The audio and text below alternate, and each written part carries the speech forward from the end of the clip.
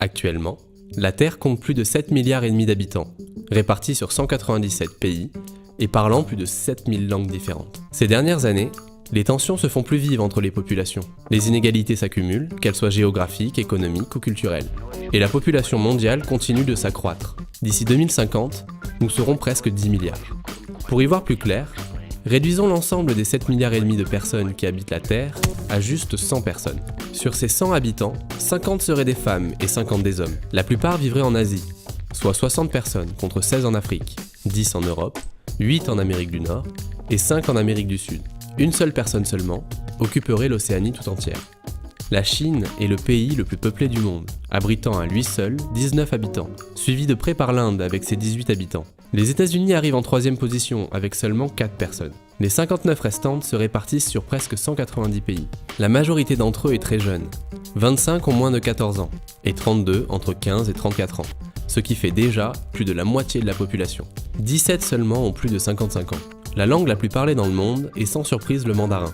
Elle est la langue maternelle de 12 personnes, suivie de très loin par l'espagnol et l'anglais, avec 5 personnes chacune. Les 78 restants parlent plus de 7000 langues différentes. La francophonie est présente dans 84 pays, répartis sur tous les continents. Le français est parlé par 4 personnes dans le monde. Cette diversité se retrouve également dans les religions pratiquées. Dans notre groupe de 100 personnes, 31 sont chrétiennes, 23 musulmanes, 15 pratiquent l'hindouisme et 7 sont bouddhistes. 15 d'entre elles ne sont affiliées à aucune religion. Les centaines de religions restantes ne sont représentées que par seulement 9 personnes. La qualité de vie de la population mondiale est très inégale selon les pays. Sur nos 100 personnes, 21 n'ont pas accès à une habitation décente et une personne est sans abri. 17 vivent sans électricité, mais les inégalités ne s'arrêtent pas là, puisque seulement 60 personnes ont accès à des sanitaires. Sur les 40 autres, 15 doivent faire leurs besoins dans la nature. 8 de nos 100 habitants n'ont pas accès à une source d'eau potable. Dans les pays émergents, les femmes sont majoritairement responsables de l'approvisionnement en eau.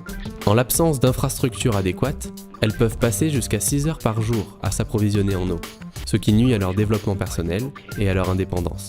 Mais l'eau n'est pas la seule ressource vitale dont certains sont privés. 11 personnes ne mangent pas à leur faim et sont en sous-nutrition. Une meurt littéralement de faim, alors que 26 sont en surpoids. Entre nos 100 habitants, la richesse est répartie de façon très inégale. 70 d'entre eux possèdent un capital de moins de 10 000 $.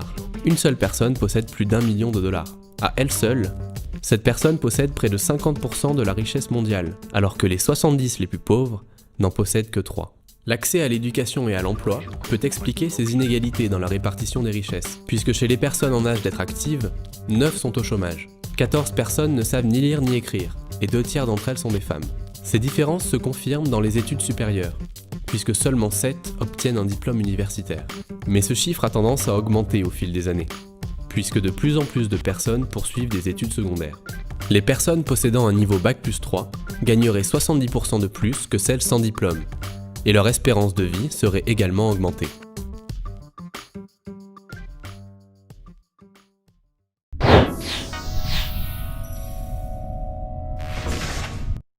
Si vous avez aimé cette vidéo et pour plus de contenu scientifique, n'hésitez pas à vous abonner.